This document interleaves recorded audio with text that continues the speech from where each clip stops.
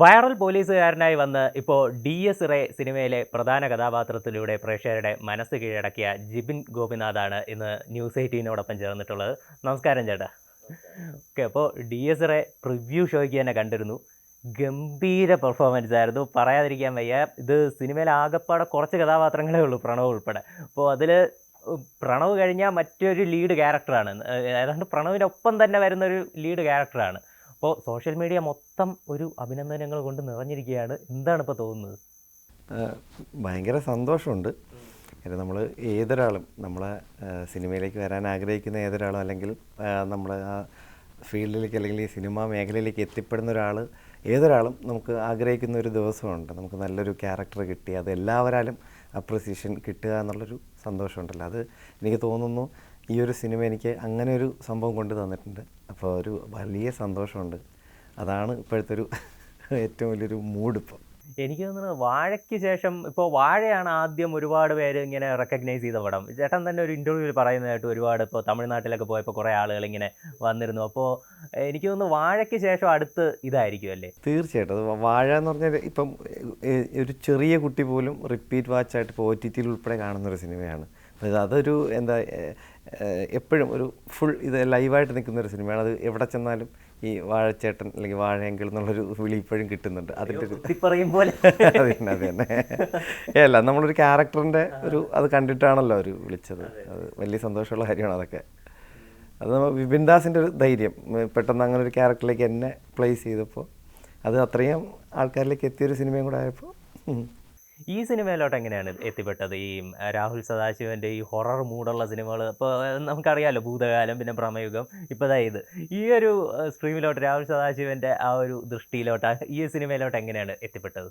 അത് വളരെ യാദൃശ്യമാണ്. കാര്യം ഏതൊരു ആക്ടറും ഏതൊരു സിനിമാക്കാരനും കൊതിക്കുന്നൊരു മേക്കറാണ് രാഹുൽ സദാശിവൻ എന്ന് പറയുന്നത്. അപ്പോൾ അദ്ദേഹത്തിൻ്റെ ഒരു അസോസിയേറ്റ്, ചീഫ് അസോസിയേറ്റ് നമ്മുടെ ഗിരീഷ് പുത്തഞ്ചേരി സാറിൻ്റെ മകൻ ദിൻനാഥ് പുത്തഞ്ചേരി.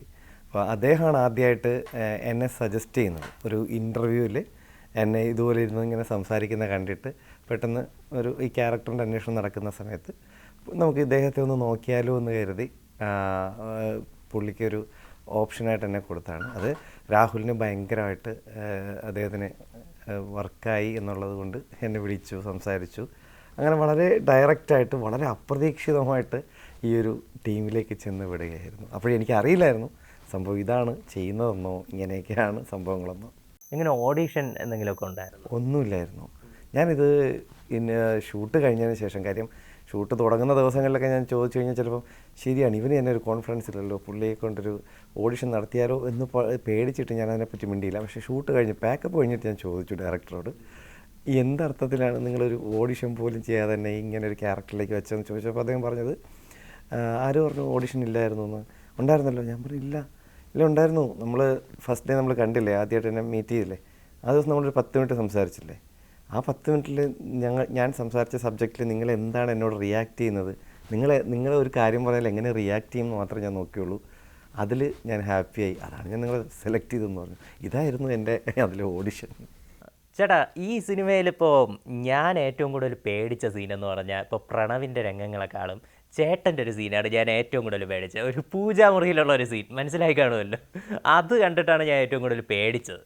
അപ്പോൾ ഇതിൻ്റെ ഷൂട്ടിംഗ് എക്സ്പീരിയൻസ് എങ്ങനെയുണ്ടായിരുന്നു ഈ സിനിമയുടെ? ഭയങ്കര രസകരമായിരുന്നു കേട്ടോ. ഈ കാര്യങ്ങൾ വ്യക്തമായിട്ട് വളരെ ക്ലാരിറ്റിയോടെ വളരെ ക്ലിയറായിട്ട് പറഞ്ഞു തരുന്ന ഒരാളാണ് ഇദ്ദേഹം, ഡയറക്ടർ സാർ. അപ്പം ഇങ്ങനൊരു സീൻ നമുക്ക് സ്ക്രിപ്റ്റ് തന്നിരുന്നു. അപ്പം വായിക്കുമ്പോൾ നമ്മൾ വിഷ്വലൈസ് ചെയ്യുന്നൊരു സംഭവം ഉണ്ടല്ലോ. അപ്പം നമുക്ക് അതിനുശേഷം നമ്മൾ സീനിലേക്ക് വരുമ്പോൾ ഷൂട്ട് നടക്കുമ്പോഴത്തേക്കും ഷൂട്ടിൻ്റെ ആദ്യ ദിവസങ്ങളിൽ തന്നെ നമുക്ക് എന്താണ് പാറ്റേൺ, എന്താണ് വേണ്ടതെന്നുള്ളത് നമ്മളെ ഒന്ന് പാകപ്പെടുത്തിയെടുക്കും. സിനിമയിൽ മൊത്തത്തിൽ ഈ ക്യാരക്ടർ എങ്ങനെയാണ്, അതിൻ്റെ ഉയർച്ച താഴ്ചകളൊക്കെ എവിടെയൊക്കെയാണെന്നുള്ള വ്യക്തമായിട്ട് പറഞ്ഞ് നമ്മളെ ആ ക്യാരക്ടറിലേക്ക് ഈ ആക്ടറിനെ അദ്ദേഹം കൊണ്ടുവരും. അത് വളരെ നല്ല ഒരു ഉഗ്രം പ്രോസസ്സാണ്. നമുക്കതിൻ്റെ കൂടെ നിന്ന് കൊടുക്കുക എന്നുള്ളത് മാത്രമേ ഉള്ളൂ. എന്നിട്ട് എന്താണോ എഴുതി വച്ചേക്കുന്നത് അത് അദ്ദേഹത്തിൻ്റെ മനസ്സിലുണ്ട്. ആ സംഭവം അങ്ങ് നമ്മളവിടെ ഡെലിവറി ചെയ്താൽ മാത്രം മതി. എന്ത് കുറയ്ക്കണം, എന്ത് കൂട്ടണം എന്നൊക്കെ ഉള്ളത് സ്പോട്ടിൽ പറഞ്ഞു തരും. വളരെ വളരെ നമുക്ക് നമ്മളെ വളരെ നന്നായിട്ട് ഹാൻഡിൽ ചെയ്യുന്ന ഒരാളാണ്. അപ്പോൾ അതാണ് അവിടെയും സംഭവിച്ചിട്ടുള്ളത്. അപ്പോൾ കണ്ടിട്ട് അദ്ദേഹം തന്നെ അപ്പം തന്നെ എന്നിട്ട് പറയും, നന്നായിട്ടുണ്ട് കേട്ടോ, നന്നായിട്ടുണ്ട്, നല്ല ഇത് നമുക്ക് ഭയങ്കരമായിട്ട് വർക്കാവുന്ന സംഭവമാണ് എന്ന് പറഞ്ഞ് നമ്മൾ എപ്പോഴും ഇങ്ങനെ എൻകറേജ് ചെയ്തുകൊണ്ടേയിരിക്കും. ഭയങ്കര ചില്ലായിട്ട്, ഭയങ്കര ഇപ്പം നമുക്ക് ഭയങ്കര ഭീതിയോടെയൊക്കെ ആയിരിക്കുമല്ലോ നമ്മളിതിൽ കാണുന്നത്, അതാണല്ലോ. പക്ഷേ സെറ്റിൽ ഭയങ്കര ചില്ലാണ്. നമ്മൾ ആ ഷൂട്ട് നടക്കുന്ന മൊമെൻറ്റിൽ അല്ലെങ്കിൽ ആ ഒരു സമയത്ത് മാത്രമായിരിക്കും ആ സീനിൻ്റെ ആ ഒരു ഭീകരതയ്ക്ക് വേണ്ടി ആ ഒരു സംഭവമൊക്കെ ആയിരിക്കും. എന്നാലും അല്ലാത്ത സമയങ്ങളിൽ ഭയങ്കര നമ്മളെ കൂളാക്കി കൊണ്ട് നടക്കുന്ന ഒരാളാണ്. അപ്പോൾ അദ്ദേഹത്തിൻ്റെ ഒരു സംഭവമാണ് എന്ത് വേണം എന്നുള്ളത്, അല്ലെങ്കിൽ നമ്മൾ എന്ത് കൊടുക്കണം എന്നുള്ളത് അദ്ദേഹത്തിൻ്റെ ഒരു ഡിസിഷനാണ്. അത് നമ്മളിങ്ങനെ കൊണ്ട് ചെയ്യിക്കുന്നു എന്നുള്ളതാണ്. അത് വളരെ ഇഷ്ടപ്പെട്ടു എന്ന് പറഞ്ഞാൽ വളരെ സന്തോഷം. ചേട്ടനിപ്പോൾ ഇതിനു മുമ്പേ ചെയ്തിട്ടുള്ള റോളുകളൊക്കെ കൂടുതലും ഒരു കോമഡി ഷെയ്ഡുള്ള കഥാപാത്രങ്ങൾ.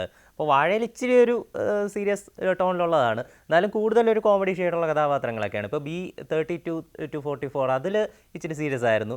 എന്നാലും പൊതുവേ ഒരു കോമഡി, പിന്നെ ഈ ഒരു സീരിയസ്, എന്നാലും ഈ ഒരു ഭയം, ആ ഒരു വികാരം അത് പ്രകടിപ്പിക്കുന്ന സിനിമ അതിപ്പോൾ ഇതാണെന്ന് തോന്നുന്നു ആദ്യത്തേത്. എങ്ങനെയാണ്? ഞാനും എനിക്കറിയില്ലായിരുന്നു നമുക്കിങ്ങനെ ഒരു സാധനം ചെയ്യാൻ പറ്റും എന്നുള്ളതോ, അല്ലെങ്കിൽ ഇങ്ങനെ എന്നെക്കൊണ്ട് ചെയ്യിച്ചെടുക്കാൻ പറ്റുമെന്നുള്ളത് നമുക്കും ധാരണയില്ല. പുള്ളിയുടെ ഒരു വിശ്വാസം, ഈ പറഞ്ഞതുപോലെ അദ്ദേഹം എന്നോട് ആദ്യം അന്ന് സംസാരിച്ച സമയത്ത് എൻ്റെ കണ്ണിൽ അങ്ങനെ ഒരു സംഭവം ഉണ്ട് എന്ന് അദ്ദേഹത്തിന് ക്ലിയറായിട്ട് കിട്ടി എന്നാണ് എന്നോട് പറഞ്ഞത്. ആസ് എ നടൻ ഭയം ചെയ്തെടുക്കാൻ എങ്ങനെയാണ്? മറ്റ് റോളുകളെ പോലെ ഇത് കുറച്ചുകൂടെ ടഫാണോ, എങ്ങനെയാണ്? അല്ല, അതാ ഞാൻ പറഞ്ഞത്, എനിക്ക് ഇപ്പോഴും എനിക്കറിയില്ല. അദ്ദേഹം ഈ രാഹുൽ സാർ പറഞ്ഞു തരുന്നൊരു സാധനമുണ്ട്, നമുക്കിതാണ് വേണ്ടത്. ഞാൻ എൻ്റെ കണ്ണിൽ ഭയം വരുമ്പോൾ, അല്ലെങ്കിൽ ഞാൻ ചെയ്യുന്നൊരു സാധനത്തിൽ എനിക്കുണ്ടാകുന്നൊരു ഇമോഷൻ എന്നോട് അത്രേ പറഞ്ഞിരുന്നുള്ളൂ. നിങ്ങൾ എന്താണോ കാണിക്കുന്നത് അതിൻ്റെ ഡബിള് നമുക്ക് തിയേറ്ററിലെ ആൾക്കാരിൽ വരണം, അപ്പോഴാണ് നമ്മൾ ക്യാരക്ടർ അല്ലെങ്കിൽ സിനിമ വർക്കാവുന്നത് എന്ന് പറഞ്ഞിട്ടുള്ളൂ. അപ്പം ആ ഒരു കറക്റ്റ് മീറ്റർ നമുക്ക് സെറ്റ് ചെയ്ത് തന്നിട്ടുണ്ട്, അത് ചെയ്യുക എന്നുള്ളതാണ്. അപ്പോൾ ഞാൻ ചെയ്യുന്ന സംഭവം എന്താണോ അത് ഡയറക്ടറിന് വർക്കാവുമ്പോൾ അദ്ദേഹത്തിന് അറിയാം ഇത് തിയേറ്ററിൽ വേറൊരു മൂഡിൽ വരും എന്നുള്ളത്. അതാണ് എനിക്ക് തോന്നുന്നു. അല്ലാതെ എനിക്കൊരു കൃത്യമായ സീരിയസ്ലി ഞാൻ പറയാം, എനിക്കൊരു ധാരണയില്ല, ഞാൻ ഇതിനു മുന്നേ ഇത് ചെയ്തിട്ടില്ല ഇങ്ങനൊരു വേഷം. പക്ഷേ എന്നെക്കൊണ്ട് ചെയ്യാൻ പറ്റും എന്ന് അദ്ദേഹം വിശ്വസിച്ചു. ആ വിശ്വാസം കാത്തു എന്ന് തന്നെയാണ് എൻ്റെ വിശ്വാസം. ഈ കോ ആക്ടറായിട്ടുള്ള പ്രണവ് മോഹൻലാൽ എങ്ങനെ ഉണ്ടായിരുന്നു? ഇതിലെ ഒരു 95% സീൻസും പ്രണവിനൊപ്പമാണ്. എങ്ങനെയുണ്ടായിരുന്നു പുള്ളിയായിട്ടുള്ളൊരു അഭിനയം എക്സ്പീരിയൻസ്? ഇല്ല, എനിക്ക് പ്രണവിനെ നേരത്തെ എനിക്ക് അറിയില്ല. അദ്ദേഹത്തെ മീൻസ് നമുക്ക് എല്ലാവർക്കും അറിയുന്നത് പോലെ ഉള്ളൂ. ആദ്യത്തെ ദിവസം സിനിമ തുടങ്ങുന്ന ദിവസമാണ് പരിചയപ്പെടുന്നത്. ഒരു രണ്ടാമത്തെ ദിവസം തന്നെ ഞങ്ങൾ വളരെ പെട്ടെന്ന് സിങ്കായി. അതായത് നിങ്ങൾക്ക് സീനുകൾ കാണുമ്പോൾ തന്നെ മനസ്സിലാവും, വളരെ കാഷ്വലായിട്ട്. അതെ, ആ ഒരു കെമിസ്ട്രി നമുക്ക് ആദ്യമേ തന്നെ കിട്ടി. കാര്യം പുള്ളിക്കൊരു നല്ല വൈബുള്ളൊരു മനുഷ്യനാണ്, ഇപ്പോൾ ഓൺ സ്ക്രീൻ ആയാലും ഓഫ് സ്ക്രീൻ ആയാലും. സോ വളരെ ഈസി ആയിരുന്നു കാര്യം, വളരെ പെട്ടെന്ന് തന്നെ അദ്ദേഹം കാര്യങ്ങളെല്ലാം മനസ്സിലാക്കി ചെയ്തെടുക്കും.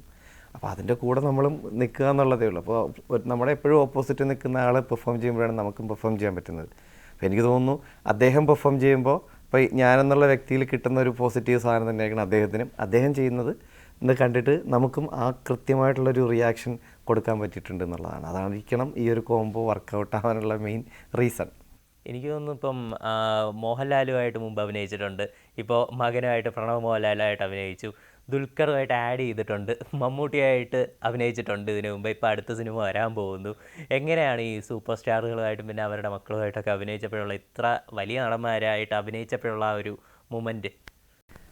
അത് നമ്മൾ ഇങ്ങനെയുള്ള മീൻസ് ഓരോ ആക്ടറെയും നമുക്ക് കാണുമ്പോൾ അത്രയും കൗതുകത്തോടെയാണ് നമ്മൾ സമീപിക്കുന്നത്. പിന്നെ ഒരു ടെൻഷൻ ഉണ്ടാവും സ്വാഭാവികമായിട്ട്. ആദ്യ സമയത്തൊരു ടെൻഷൻ വരും, നമ്മുടെ ഭാഗത്തു നിന്നുള്ള എന്തെങ്കിലും മിസ്റ്റേക്ക് വരുന്നത് കൊണ്ട് ഇവർക്ക് ബുദ്ധിമുട്ടാവും എന്നുള്ളതാണ് ഏറ്റവും വലിയ ടെൻഷൻ. അതല്ല എന്ന് പറഞ്ഞ് ഞാൻ കൂടെ വർക്ക് ചെയ്തിട്ടുള്ള ഇപ്പം മമ്മൂട്ടി സാറായാലും, ഇപ്പോൾ ദുൽഖറായാലും, ഇപ്പം ദിലീപേട്ടനായാലും, അല്ലെങ്കിൽ ഇപ്പോൾ പ്രണവായാലും, ലാൽ സാറായാലും, എനിക്ക് തോന്നുന്നു ലാൽ സാറിനോട് അങ്ങനെ കോംബോ സംഭവം ചെയ്യാൻ എനിക്ക് പറ്റിയിട്ടില്ല. എന്നാലും ഈ ചെയ്ത എല്ലാവരോടും നമ്മളെ ആദ്യമേ കംഫർട്ടാകും. കാര്യം വരുന്ന ഓരോ പുതിയ ആക്ടറുടെയും ഉള്ളിൽ ഈ ഒരു സംഭവം സ്വാഭാവികമായിട്ട് ഉണ്ടാകുന്നൊരു സംഭവമാണ്. അതുണ്ടാകണമല്ലോ. കാര്യം നമുക്ക് സ്വന്തമായിട്ടൊരു ഭയങ്കര കോൺഫിഡൻസ് ആയിരിക്കണം, പക്ഷേ നമ്മുടെ ഭാഗത്തൊരു മിസ്റ്റേക്ക് വന്നാലോ എന്നുള്ള ഒരു ടെൻഷൻ സ്വാഭാവികമായിട്ട് എല്ലാവർക്കും ഉണ്ടാകുന്നൊരു സംഭവമാണെന്ന് തന്നെയാണ് ഞാൻ വിചാരിക്കുന്നത്. അപ്പോൾ അതുകൊണ്ട് തന്നെ അത് അവരാദ്യമേ തന്നെ നമ്മളിന്ന് മാറ്റും. കൃത്യമായിട്ട് നന്നായിട്ട് ട്രീറ്റ് ചെയ്ത് നമ്മളൊരു പുതിയ ആളാണ്, അല്ലെങ്കിൽ നമ്മളെ കൂടെ നിർത്തി ചെയ്ത് കഴിഞ്ഞാൽ വർക്കൗട്ട് ആകുന്ന ഒരാളാണെന്നുള്ള ധാരണ എല്ലാ വലിയ ആക്ടേഴ്സിനും, മീൻസ് എല്ലാ ആക്ടേഴ്സിനും ഉണ്ട്. അപ്പോൾ എക്സ്പീരിയൻസ്ഡ് ആയിട്ടുള്ള എല്ലാവരും നമ്മളെ അങ്ങനെ ചേർത്ത് നിർത്തി തന്നെയാണ് ഇതുവരെയും ചെയ്തിട്ടുള്ളത്. സോ നമുക്ക് മാത്രം ഒരിക്കലും ഒരു കൗതുകം, അയ്യോ നമ്മൾ എത്ര നാളോട് കാണുന്ന ഒരാളല്ലേ, ആ ഒരു സംഭവമൊക്കെ ഉണ്ടല്ലോ, അതൊക്കെ അതങ്ങനെയാണ്. അവർ ഭയങ്കര കംഫർട്ടാണ്, എല്ലാവരും കംഫർട്ടാക്കിയാണ് നമ്മളെ ചെയ്യിക്കുന്നത്. ഇപ്പോൾ ഈ സിനിമ സർട്ടിഫൈഡ് ആണ്. അപ്പോൾ ഈ ഫാമിലി ആയിട്ട് എങ്ങനെ കാണാൻ ഒന്നിച്ച് പോകാൻ പറ്റാത്തതിൽ വിഷമമുണ്ടോ? ഒന്നിച്ച് മീൻസ് കുട്ടികളുടെ ഒരു വിഷയം മാത്രമേ ഉള്ളൂ. സിനിമയിൽ കുട്ടികളെ കൊണ്ടുപോകുന്നത് നമ്മൾ ഭയം എന്ന് പറയുന്നതുകൊണ്ടല്ലോ, ഒരു സൗണ്ടിന് ഭയങ്കര ഇമ്പോർട്ടൻസ് ആണ്. മ്യൂസിക്കും ഈ പറഞ്ഞ ആണല്ലോ, ഒരു സൈലൻസിന് പോലും ഭയങ്കരമായിട്ട് ഇമ്പോർട്ടൻസ് ഉള്ളൊരു സിനിമയാണ്. സോ പിള്ളേർക്കൊക്കെ ചിലപ്പോൾ ഈ ശബ്ദത്തിൻ്റെ ആ ഒരു ക്രമീകരണം ചിലപ്പോൾ എങ്ങനെ അത് കിട്ടും എന്നുള്ള പറയാൻ പറ്റില്ല. അത് മാത്രമല്ല, ചെറിയ കുട്ടികളൊക്കെ ഇരുന്ന് കണ്ട് പേടിച്ച് കരയുക എന്നൊക്കെ പറയുന്നത് ബാക്കിയുള്ള ആൾക്കാർക്ക് കൂടി ഒരു ബുദ്ധിമുട്ടുണ്ടാക്കുന്നൊരു കാര്യമാണ്. മിക്കവാറും ചെറിയ പിള്ളേർക്കൊക്കെ അത് വലിയ ഒരു പ്രശ്നമായിട്ട് ചിലപ്പോൾ വന്നാലോ എന്നുള്ളൊരു ടെൻഷനുണ്ട്. അതുകൊണ്ടൊക്കെ തന്നെയാണ് അത് മാക്സിമം കൊണ്ടുപോകാതിരിക്കുക എന്നുള്ളതാണ്. മാക്സിമം അല്ല, കൊണ്ടുപോകരുത് എന്നുള്ളതാണ് എൻ്റെ സംഭവം. അല്ല, ചേട്ടൻ എങ്ങനെയാണ്? ചേട്ടന് ഇപ്പോൾ മക്കളെ ആണെങ്കിലും കൊണ്ടുപോകാൻ പറ്റാത്ത ഇതാണല്ലോ. അല്ല, എന്നെ ഭയങ്കര സന്തോഷപ്പെടുത്തിയൊരു കാര്യമുണ്ട്. ഞാൻ ഇന്നലെ വീട്ടിൽ നിൽക്കുമ്പോൾ മക്കളോട് ഞാനിത് വൈഫിനോട് സംസാരിക്കുന്ന കൂട്ടത്തിൽ പറഞ്ഞതാണ്. അപ്പോഴത്തേക്കും ഞാൻ വെറുതെ ചോദിച്ചു എൻ്റെ മോനോട്. അപ്പോൾ അവൻ 6 വയസ്സായിട്ടുള്ളൂ. അപ്പോൾ അവിടെ അച്ഛൻ്റെ സിനിമ കാണാൻ പറ്റാത്തൊരു വിഷമമുണ്ടോ? അത് കുഴപ്പമില്ല അച്ഛാ, അത് എന്തോ 18+ അങ്ങനെ ഏജ് ഉള്ളവർക്കല്ലേ കാണാൻ പറ്റുള്ളൂ, നമുക്ക് കാണാൻ പാടില്ലല്ലോ, അതുകൊണ്ടല്ലേ. കുഴപ്പമില്ല അച്ഛാ, ഞങ്ങൾ കുറച്ചുകൂടെ വലുതായിട്ട് കണ്ടോളാം എന്ന് പറഞ്ഞപ്പോൾ എനിക്ക് സന്തോഷമായി. കുഞ്ഞു മക്കൾ വരെ അത് റിയലൈസ് ചെയ്യുന്നു എന്നുള്ളത് ഭയങ്കര കാര്യമാണ്. അവർക്കറിയാം അച്ഛൻ്റെ സിനിമയാണെങ്കിൽ പോലും ഇപ്പം നമ്മളത് കാണാൻ പാടില്ല, അതിലിങ്ങനെ പേടിപ്പിക്കുന്ന നമുക്ക് ചിലപ്പോൾ പറ്റില്ല എന്നുള്ളത് ആയിരിക്കണം. അതൊക്കെ അവർ ചെറിയ പിള്ളേർ തന്നെ മനസ്സിലാക്കുന്നു എന്നുള്ളത് വളരെ സന്തോഷമുള്ള കാര്യമാണ്. പിന്നെ അത് തീർച്ചയായിട്ടും ഇപ്പോൾ നമ്മുടെ മലയാളത്തിൽ ഉൾപ്പെടെ ഇറങ്ങുന്ന സിനിമകളിൽ ഇപ്പോൾ ഈ വയലൻസ് സീൻസ് ഉൾപ്പെടെ ഈ നെറ്റ്ഫ്ലിക്സ് സീരീസുകൾ ഇഷ്ടംപോലെ ഉണ്ട്. അതൊക്കെ ചെറിയ കുട്ടികൾക്ക് വരെ ആക്സസിബിൾ ആവുന്നത് നമ്മൾ വലിയൊരു അപകടമായിട്ട് ഇപ്പോൾ ചേട്ടൻ ഒരു പോലീസ് ഉദ്യോഗസ്ഥനായതുകൊണ്ട് തന്നെ അറിയാം. ഇപ്പോൾ ഒരു ക്രൈംസ് വർദ്ധിക്കുന്നതിലൊരു കാരണമായിട്ട് ഇതും പറയുന്നുണ്ട്, ഇതിൻ്റെ ഒരു ഇൻഫ്ലുവൻസും കൂടെ പറയുന്നുണ്ട്. അപ്പോൾ എന്തായാലും അത് മാറുന്നത് ഒരു വലിയ സംഭവം തന്നെയാണ്. കുട്ടികളത് നേരത്തെ റിയലൈസ് ചെയ്തിട്ട് മാറുന്നത്. ഇപ്പോൾ ഇതിൻ്റെ ചേട്ടൻ്റെ ക്യാരക്ടറിനെ സംബന്ധിച്ചുള്ള ഒരുപാട് ഡിസ്കഷൻസ് സോഷ്യൽ മീഡിയയിൽ വരുന്നുണ്ട്. എനിക്ക് തോന്നുന്നു പ്രണവിൻ്റെ ക്യാരക്ടറിനെ സംബന്ധിച്ച് തന്നെ അത്ര ഡിസ്കഷൻസ് ഇല്ല. പ്രണവിൻ്റെ ക്യാരക്ടർ വന്നു, അതൊരു നായക കഥാപാത്രം, ലീഡിങ് ആക്ടർ, അങ്ങ് പോയി. പക്ഷേ ചേട്ടൻ്റെ കഥാപാത്രത്തിന് എന്തൊക്കെയോ ദുരൂഹതകളുണ്ടല്ലോ. കാര്യം തുടക്കം തൊട്ട് അവസാനം വരെ എന്തൊക്കെയോ ദുരൂഹതകൾ ഒളിപ്പിച്ചിട്ടുള്ളൊരു കഥാപാത്രമായിരുന്നു ഇയാൾ. എന്താണ് ആ കഥാപാത്രത്തിനെ പറ്റി പറയാനുള്ളത്? അത് ഈ മധുസൂദനൻ പോറ്റി എന്ന് പറയുന്നത് നമ്മൾ സിനിമയിൽ തുടക്കം മുതൽ തന്നെ കാണിച്ചു പോകുന്നുണ്ട്. ആളെങ്ങനെയുള്ളതാണ്, വീട്ടിലമ്മ മാത്രമുള്ള, അല്ലെങ്കിൽ സ്പോയിലറിലോട്ട് പോകുന്നില്ല, ആ പുള്ളിയുടെ കുടുംബ സാഹചര്യം എന്താണ്, അയാളുടെ ലൈഫ് എങ്ങനെ പോകുന്നു, അയാൾ എങ്ങനെയാണ് ആൾക്കാരോട് കൂടെ നിൽക്കുന്നത്, തൊട്ടയൽവക്കക്കാരോട് അയാൾ എങ്ങനെയാണ്, അതൊക്കെ കൃത്യമായിട്ട് പറഞ്ഞു പോകുന്നൊരു സംഭവമാണ്. എന്നാലും ഒരു സംതിങ് സ്പെഷ്യൽ മെൻറ്റാലിറ്റി. അതാ പറഞ്ഞത്, ആ ഒരു സംതിങ് സ്പെഷ്യൽ എന്നുള്ളത്, ആ ഒരു സ്പെഷ്യലാണ് ഡയറക്ടർ എൻ്റെ കണ്ണിൽ കണ്ടതെന്നാണ് എന്നോട് പറഞ്ഞത്. ആ ഒരു സംഭവമുള്ള ഒരാളെയാണ്, ആ ഒരു സംഭവം ആയിരിക്കണം, അതാണ് എന്നാണ് എന്നോട് പറഞ്ഞിട്ടുള്ളത്. അപ്പോൾ അതാണ് ഈ ക്യാരക്ടറിലേക്ക് എന്നെ കൊണ്ടുവന്നത്. അത് എനിക്ക് അതിനെ കീപ്പ് ചെയ്ത് കൊണ്ടുപോകുക എന്നുള്ളതേ ഉള്ളൂ. അതാണ് സിനിമയിൽ മൊത്തത്തിൽ. പിന്നെ ഈ പറഞ്ഞ പോലെ പ്രണവിൻ്റെ ക്യാരക്ടർ എന്ന് പറഞ്ഞാൽ കൃത്യമായിട്ട് അതിൽ പറഞ്ഞിട്ടുണ്ടല്ലോ, അതെങ്ങനെയാണ് അയാളുടെ ആ ബോഡി ലാംഗ്വേജ് പോലും പറയുന്നുണ്ട്, ആ ക്യാരക്ടർ എന്താണ്. അപ്പോൾ അദ്ദേഹത്തിനുണ്ടാകുന്ന അനുഭവങ്ങൾ വളരെ വേറെ ലെവലിൽ അദ്ദേഹം ചെയ്തു വെച്ചു എന്നുള്ളതാണ്. അപ്പോൾ ആ ഒരു ഇത് കാണുമ്പോൾ നമ്മൾ കൂടെ നിന്ന് കാണുകയാണ്. അപ്പോൾ ആ ലെവലിൽ അത്രയെങ്കിലും നമുക്ക് അതിനോടൊപ്പമെങ്കിലും ചെയ്യാൻ പറ്റണം എന്നുള്ളൊരു സാധനമുണ്ട്. അതാണ് എൻ്റെ സംഭവത്തിൽ വരുമ്പോഴത്തേക്ക് കുറേ പേർക്ക് അതും വർക്കാകുന്ന കാര്യം. അതുകൊണ്ടാണ് മത്സരിച്ച് നിൽക്കണം. അതെ, തീർച്ചയായിട്ടും നമ്മൾ ആരോഗ്യകരമായിട്ട് നമുക്ക് പെർഫോം ചെയ്യാനൊരു സംഭവം ഉണ്ടാകുക എന്ന് പറയുന്നത് ആ ഒരു മത്സരത്തിനപ്പുറത്തേക്ക് നന്നാക്കണം, രണ്ടുപേർക്കും നന്നാക്കണം എന്നുള്ളൊരു തോന്നൽ വരിക എന്ന് പറയുന്നത് ടോട്ടാലിറ്റിയിൽ ഭയങ്കര നല്ലൊരു സംഭവമായിട്ട് റിസൾട്ടായിട്ട് വരുന്നുണ്ടല്ലോ. അപ്പോൾ അത് തന്നെ ഏറ്റവും വലിയൊരു കാര്യം. അദ്ദേഹത്തിൻ്റെ വേറൊരു സ്റ്റൈലാണ്, എൻ്റെ വേറൊരു സ്റ്റൈലാണ്. അപ്പോൾ ഇത് രണ്ടും തമ്മിൽ ഇങ്ങനെ സ്ക്രീനിൽ വരുമ്പോൾ കിട്ടുന്നൊരു സുഖം, അതാണ് സിനിമ. ഇതിൻ്റെ അവസാനം രാഹുൽ സദാശിവൻ തന്നെ തൻ്റെ ഒരു പഴയ സിനിമയായിട്ടൊക്കെ ചെറിയൊരു കണക്ഷൻ, ഒരു റെഫറൻസ് ഒക്കെ ഇങ്ങനെ വെച്ചിട്ടുണ്ട്. അപ്പോൾ എങ്ങനെ ഇതിന് തുടർച്ചയുണ്ടാവുമോ, എങ്ങനെയാണ്? അതൊക്കെ ഈ പറഞ്ഞ പോലെ അത് സിനിമയുടെ പ്രൊഡ്യൂസറും ഡയറക്ടറൊക്കെയാണ് തീരുമാനിക്കുന്നത്. എനിക്കറിയില്ല, അതിനപ്പം അതിനോട് ഡിസ്കസ് ചെയ്തിട്ടില്ല. എന്നാലും രാഹുൽ സദാശിവൻ പോകുന്ന പാക്കപ്പിന് മുമ്പേ പറഞ്ഞില്ലേ നമുക്ക് ഇനിയും കാണേണ്ടി വരും. എന്താ അത് ഇന്ന് രാവിലെ വിളിച്ചപ്പോഴും പറയും നമുക്ക് ഇനി ഉടനെ കാണാമെന്നൊക്കെ. അല്ലാതെ സിനിമയുടെ അതിൻ്റെ ഒരു കണ്ടിന്യൂറ്റിയെ പറ്റുന്ന ഒന്നും എന്നോട് പറഞ്ഞിട്ടില്ല. ഈ പറഞ്ഞതുപോലെ ഞാൻ കുറേ സിനിമകൾ ഇപ്പം കുറച്ച് പടങ്ങളൊക്കെ ചെയ്തിട്ടുണ്ടെങ്കിലും പ്രൊഡക്ഷൻ വൈസൊക്കെ ഭയങ്കര ഈ നമ്മളെ ട്രീറ്റ് ചെയ്യുന്നൊക്കെ വേറെ സംഭവത്തിലായിരുന്നു. നമ്മുടെ പടത്തിൽ ഭയങ്കര ഒരു സീക്രസി എല്ലാത്തിലും വെച്ചിട്ടായിരുന്നു ചെയ്തിരുന്നത്. ഒരു ലൊക്കേഷൻ സ്റ്റില്ല് പോലും പുറത്ത് പോയിട്ടില്ല. അതൊക്കെ ഭയങ്കര പ്രൊഫഷണലായിട്ട് അവർ ചെയ്യുന്നത്. ഭയങ്കര ഗംഭീരമായിട്ട് തന്നെ അവരത് കീപ്പ് ചെയ്ത് ഇതുവരെയും കൊണ്ടുപോയിട്ടുണ്ട് എന്നുള്ളതാണ്. ഇപ്പം ഓരോ പ്രോഗ്രാമിലും അവരത് കീപ്പ് ചെയ്യുന്നുണ്ട്. വളരെ ഡീസൻ്റായിട്ട് കൊണ്ടുപോയി ഒരു ആക്ടറെയും അതിൽ ഓരോ ആൾക്കാരെയും അവർ ട്രീറ്റ് ചെയ്തതും അങ്ങനെയൊക്കെ ആയിരുന്നു. നല്ലൊരു അനുഭവമായിരുന്നു മൊത്തത്തിൽ. എനിക്ക് തോന്നുന്നു ഇത് സിനിമ ഇറങ്ങിയതിന് ശേഷം പ്രേക്ഷകരും ആ ഒരു സസ്പെൻസ് ഇപ്പോഴും കീപ്പ് ചെയ്യുന്നുണ്ട്. കാര്യം സിനിമയിൽ ഒരുപാട് സർപ്രൈസിങ് എലമെൻറ്റ്സ് ഉണ്ട്, ട്വിസ്റ്റ് ഉണ്ട്. അതൊന്നും ഇപ്പോഴും പലരും ഇപ്പോൾ മുമ്പൊക്കെ ഒരു സ്വഭാവം ഉണ്ടായിരുന്നു, സ്പോയിലേഴ്സൊക്കെ പുറത്തു വിട്ട് അങ്ങനെ ഒരു ഇത്. പക്ഷേ പ്രേക്ഷകരും ആ ഒരു ഇത് കീപ്പ് ചെയ്യുന്നുണ്ടെന്ന് തോന്നുന്നു. പക്ഷേ നിങ്ങൾ സിനിമയ്ക്ക് മുമ്പേ നോക്കുകയാണെങ്കിൽ ഒരു ഇൻ്റർവ്യൂ ഇല്ല, ഒരു പ്രൊമോഷനും ഇല്ല, ഒരു ടീസർ, ഒരു ട്രailer, പിന്നെ കുറച്ച് ഫസ്റ്റ് ലുക്കുകൾ റിലീസ് ചെയ്ത് ഉടനെ സിനിമ അങ്ങ് റിലീസ് ചെയ്തു. അതെന്താണ് അങ്ങനെ ഒരു പ്രൊമോഷൻ സ്ട്രാറ്റജി സ്വീകരിക്കാൻ കാരണം? ബേസിക്കലി ആ കൺസെപ്റ്റിലും ആ സ്റ്റോറിയിലും ആ ഡയറക്ടറിലുള്ള പ്രൊഡക്ഷൻ്റെ വിശ്വാസമാണത്. ഇത് ഞങ്ങൾക്കറിയാം, ഈ ഡയറക്ടർ എന്ത് ചെയ്യും എന്നുള്ളത് വളരെ വ്യക്തമായിട്ട് ധാരണയുള്ള പ്രൊഡ്യൂസേഴ്സായിരുന്നു. അവർക്ക് കൃത്യമായിട്ട് അവർ പ്രൊഫഷണൽ സമീപനമായിരുന്നു അവരുടെ ഓരോ സംഭവത്തിൽ. സിനിമ തുടങ്ങുന്ന ദിവസം മുതൽ ഈ നിമിഷം വരെയും വളരെ പ്രൊഫഷണലായിട്ടാണ് അവർ കാര്യങ്ങൾ ഡീൽ ചെയ്യുന്നത്. പിന്നെ അവർക്ക് ഇപ്പോൾ ഈ പറഞ്ഞ റാംസാറും ശശി സാറൊക്കെയാണ് ഇതിൻ്റെ producers, night shift studios, why not studios. അപ്പോൾ ഇവർക്ക് കൃത്യമായിട്ടുള്ളൊരു ധാരണയുണ്ട് സിനിമ എന്താണെന്ന്, ഈ സിനിമ എന്തിന് ചെയ്യണം, ഇതിൻ്റെ റിസൾട്ട് എന്തായിരിക്കും, ഇതെങ്ങനെ ആൾക്കാരിലേക്ക് എത്തിക്കണം എന്നുള്ളതിനെ പറ്റിയൊക്കെ കൃത്യമായ ധാരണ ഇവർക്കുണ്ടായിരുന്നു. അപ്പോൾ അതിൻ്റെ ഒരു സംഭവമാണ്. അല്ലാതെ ഇപ്പോൾ ഓവറായിട്ട് എന്തെങ്കിലും ചെയ്തിട്ടോ, അത് ഓവറാണെന്നല്ല, ഓരോ സിനിമയ്ക്ക് ഓരോ ഡിമാൻഡ് ഉണ്ടാവുമല്ലോ എങ്ങനെ അതിനെ ബിസിനസ് ചെയ്യണം എന്നുള്ളത്. പക്ഷേ ഈ സിനിമയെ സംബന്ധിച്ച് ഇതിൻ്റെ പ്രൊഡ്യൂസേഴ്സിന് കൃത്യമായ ധാരണയുണ്ടായിരുന്നു ഏത് സമയത്ത് എങ്ങനെ പുറത്തേക്ക് വിടണം, എങ്ങനെയാണ് ആൾക്കാരെ ട്രീറ്റ് ചെയ്യേണ്ടത് എന്നൊക്കെ പറ്റി. അത് അവരുടെ ഒരു പ്രൊഫഷണലിസമാണ്. ഈ സോഷ്യൽ മീഡിയയിൽ വരുന്ന മറ്റൊരു പ്രധാനപ്പെട്ട ചോദ്യമാണ്, കൊടുമൺ പോറ്റിക്ക് ഈ മധുസൂദനൻ പോറ്റിയുമായിട്ട് എന്തെങ്കിലും ബന്ധമുണ്ടോ? എനിക്കറിയില്ല കേട്ടോ. എനിക്ക് ആ സ്ക്രിപ്റ്റിൻ്റെ ഭാഗത്തു നിന്നുള്ള കാര്യങ്ങൾ മാത്രമേ എനിക്കറിയാവൂ. എനിക്ക് ബന്ധം എന്ന് എനിക്ക് തോന്നിയത് കൊടുമൺ പോറ്റിയിലെ പോറ്റിയും മധുസൂദനൻ പോറ്റിയിലെ പോറ്റിയും തമ്മിലുള്ള ബന്ധം മാത്രമേ എനിക്കറിയുള്ളൂ. കൂടുതൽ എനിക്കറിയില്ല. ഇതിനകത്ത് ഈ പ്രണവിൻ്റെ പെർഫോമൻസ് ഇപ്പോൾ പലരും ഒരു പറഞ്ഞിട്ടുള്ള കാര്യം, ഇനി അടുത്ത വർഷം അച്ഛൻ്റെ എന്ന് പറഞ്ഞാൽ പ്രണവിൻ്റെ അച്ഛൻ മോഹൻലാലിൻ്റെ തുടരും ആ സിനിമയിലെ പെർഫോമൻസിന് അച്ഛൻ്റെ കൂടെ തന്നെ കോമ്പറ്റീഷന് മകനും വരാൻ സാധ്യതയുണ്ടെന്ന് പറയുന്നുണ്ട്. അപ്പോൾ പ്രണവിൻ്റെ അതേ ഒപ്പം തന്നെ കട്ടയ്ക്കുന്ന പെർഫോമൻസാണ് ചേട്ടൻ്റെ. അത് ഇപ്പോൾ ഒരുപാട് അഭിനന്ദനങ്ങൾ വരുന്നുണ്ട്. പിന്നെ ഒരു അവാർഡ് എക്സ്പെക്ട് ചെയ്യുന്നു? അയ്യോ, ഒരു എക്സ്പെക്റ്റേഷനും ഇല്ല. ഞാൻ അങ്ങനെ ഒന്നും ചിന്തിക്കുന്നില്ല. ഞാൻ പറഞ്ഞില്ല, എൻ്റെ ജീവിതത്തിൽ ആദ്യമായിട്ടാണ് എനിക്ക് ഇത്രയും കോൾസ്, ഇത്രയും മെസ്സേജസ്, ഇത്രയും ഓരോ സിനിമാ മേഖലയിലുള്ളവരും പുറത്തുമായിട്ടുള്ള ഒത്തിരി ആൾക്കാരുടെ മെസ്സേജസ് വരുന്നു, കോൾ വരുന്നു, നേരിട്ട് കണ്ട് സംസാരിക്കുന്നു. എല്ലാവരും പോസിറ്റീവായിട്ടാണ് പറഞ്ഞത്, എല്ലാവരും നന്നായിട്ട് പറയുന്നു. ഇതൊക്കെ എൻ്റെ ജീവിതത്തിൽ ആദ്യമായിട്ട് സംഭവിക്കുന്ന കാര്യങ്ങളാണ്.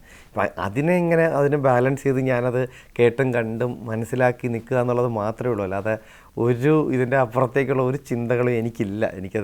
എന്നെക്കൊണ്ട് പറ്റുന്ന കാര്യമല്ല. അതെ, ഇനിയിപ്പോൾ അടുത്ത് റിലീസാവാൻ പോകുന്ന സിനിമ ഈ മാസം 27-ാം തീയതി കളങ്കാവൽ, മമ്മൂക്കയുടെ സിനിമ. അതിൽ ത്രൂ ഔട്ട് റോളാണ് നേട്ടു മമ്മൂക്കയുടെ. അത് എന്താ സിനിമയെ പറ്റി പറയാനുള്ളത്? അതൊരു മമ്മൂക്ക സിനിമ തന്നെയായിരിക്കും, മമ്മൂട്ടി സാർ സിനിമ തന്നെയായിരിക്കും. അത് പറഞ്ഞ വിനായകൻ ചേട്ടനുണ്ട്, പിന്നെ ഈ പറഞ്ഞ പടത്തിലൊരു പ്രധാന വേഷത്തിൽ ഞാൻ ഉണ്ട്. അപ്പോൾ അതിൻ്റെ ഒരു ത്രില്ലാണ്, ഇനി വരാൻ വേണ്ടി വെയിറ്റ് ചെയ്യുകയാണ്. അതിലൊരു സംഭവം ഈ പറഞ്ഞ പോലെ സാറിൻ്റെ ഒരു ഭയങ്കര സാറ് ഈ പറഞ്ഞ പോലെ എല്ലാ പടത്തിലും ഉണ്ടല്ലോ, എല്ലാ പടത്തിലും സാറിൻ്റെ ഒരു സംഭവം ഉണ്ടാവുമല്ലോ. അപ്പോൾ അതുപോലെ ഈ പടത്തിൽ അങ്ങനെ പല സംഭവങ്ങളുണ്ടാവും. വളരെ ഈ അദ്ദേഹത്തിൻ്റെ ഒരു എക്സ്പീരിയൻസിൻ്റേതായിട്ടുള്ള എല്ലാ സംഭവങ്ങളും ഉള്ള പരിപാടികൾ ഈ സിനിമയിലുണ്ടാവും, ഉറപ്പാണ്. ടീസർ കാണുമ്പോൾ ഒരു വല്ലാത്ത ലുക്കിൽ ഇങ്ങനെ സിഗരറ്റ് വലിച്ചുകൊണ്ടിരിക്കുന്ന ഒരു സീനൊക്കെ ഉണ്ട്. അത് ഒരു നെഗറ്റീവ് ഷെയ്ഡുള്ള കഥാപാത്രമാണെന്ന് തോന്നുന്നു അല്ലേ? അതിനെപ്പറ്റി ഞാൻ പറയുന്നില്ല.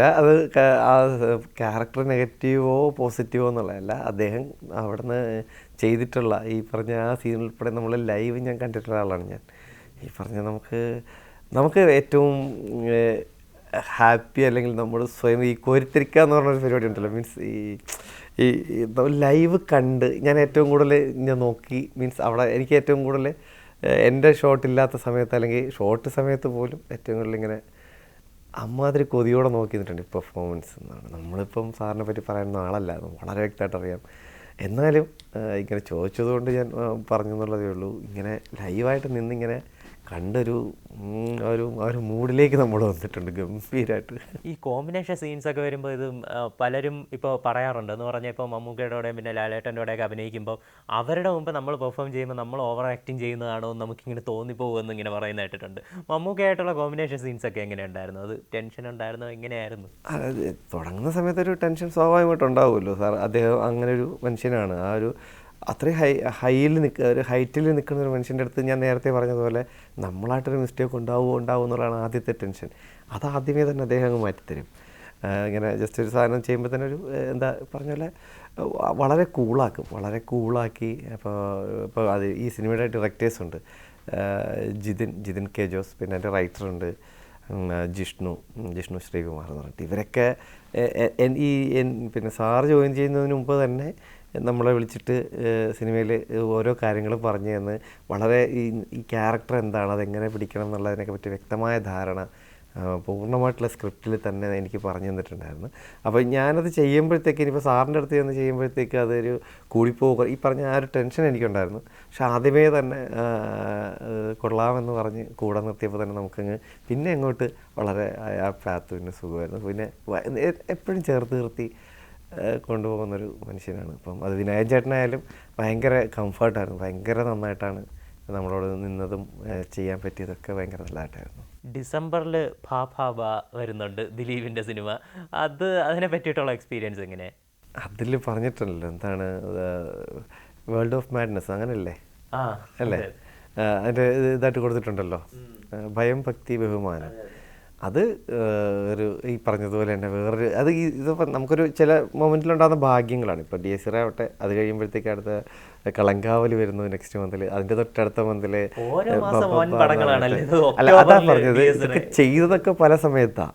പക്ഷേ ഇതിൻ്റെയൊക്കെ ഈ ചാർട്ട് വെച്ചിട്ട് ഇറങ്ങുന്ന സമയമാണ്, അത് നമ്മുടെ ഒരു ഭാഗ്യമാണ്. ഇപ്പം ആൾക്കാരെല്ലാവരും ഇങ്ങനെ വരാൻ സാധ്യതയുള്ള പടങ്ങളിലേക്ക് നമ്മൾ നല്ല കാസ്റ്റിലേക്ക് വരിക എന്നുള്ളത് ഭയങ്കര ഒരു ഭാഗ്യമാണ്.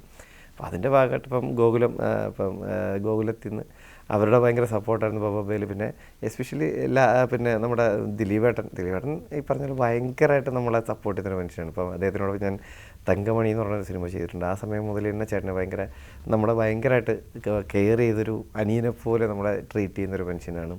പിന്നെ ഈ ഗോകുലത്തിൽ ഈ പറഞ്ഞ പോലെ മൂർത്തിച്ചേട്ടനുണ്ട്. അപ്പം അദ്ദേഹം ഭയങ്കര സപ്പോർട്ടായിരുന്നു. പുള്ളി കണ്ടിട്ട് ആദ്യം റഷ് കണ്ടിട്ട് തന്നെ ആദ്യമേ എന്നോട് പറഞ്ഞു, ജിവിനെ നന്നായിട്ടുണ്ട്, നിങ്ങൾ ചെയ്യുന്നത് ഭയങ്കര രസമായിട്ടുണ്ടെന്ന് പുള്ളി പറയുമ്പോൾ നമുക്ക് കിട്ടുന്ന ഒരു കിക്കുണ്ട്. ഓക്കെ, നമുക്കപ്പോൾ ഇത് തന്നെ പിടിക്കണം. അതുപോലെ എൻ്റെ റൈറ്റേഴ്സ് എന്ന് പറയുന്നത് ഫാഹിമും നൂറിനുമാണ്, അറിയാമായിരിക്കും, ആക്ടേഴ്സാണ്, രണ്ടുപേരും ആക്ടേഴ്സാണ്, കൂടെ റൈറ്റേഴ്സുമാണ്. അപ്പോൾ അവരെഴുതി വെച്ചൊരു സാധനമുണ്ട്. അവർ ഇങ്ങനൊരു സാധനം ദിലീപേട്ടനിട്ട് ചെയ്യിക്കുക എന്നുള്ള രീതിയിൽ തന്നെ ചെയ്തൊരു പരിപാടി എനിക്ക് 100% എനിക്ക് ഉറപ്പുള്ളൊരു സാധനമാണ്. പിന്നെ വിനീത് ശ്രീനിവാസൻ അദ്ദേഹത്തിൻ്റെ കൂടെ ഉണ്ടായിരുന്ന ധനഞ്ജയാണ് ഡയറക്ടർ.